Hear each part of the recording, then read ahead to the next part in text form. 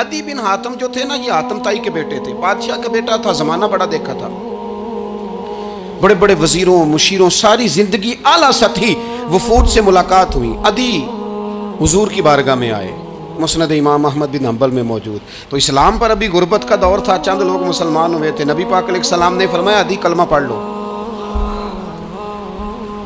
तो अदी कहने लगे मैं तो पहले ही एक दीन का मानने वाला हूँ। हुजूर फरमाने लगे जिस दीन के तुम मानने वाले हो उस दीन को मैं तुमसे ज़्यादा जानता हूँ।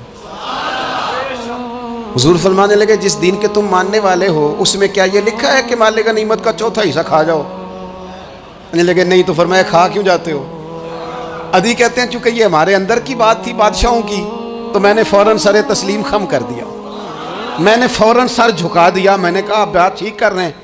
हुजूर फरमाने लगे अब अगली बात भी करूं या रसूलुल्लाह? फरमाइए। फरमाया पता है तुम दीन क्यों नहीं कबूल कर रहे? ये भी मुझे पता है। या रसूलुल्लाह क्यों?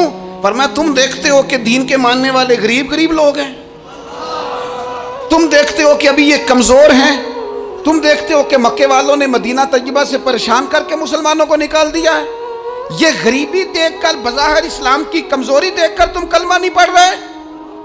हुजूर फरमाने लगे अदी मकामे हिरा का नाम सुना है? बड़ी दूर था इलाका वो, मकामे हिरा का नाम सुना है? अदी कहने लगे हुजूर सुना है पर वो जगह देखी नहीं। महबूब फरमाने लगे सुन, मैं वो वक्त लेके आऊंगा, मेरा दीन इस तरह नाफिज होगा कि एक औरत मकामे हिरा से ऊंटनी पे अकेली बैठेगी और अकेली आएगी और आके बैतुल्लाह का तवाफ करेगी, सिवाय उसे अल्लाह के किसी का खौफ नहीं होगा, रब के अलावा किसी से नहीं डरेगी। ये दौर आएगा। तू देख रहा है कि सिर्फ मक्के पे हुकूमत नहीं, दुनिया पे मुसलमान छा जाएंगे।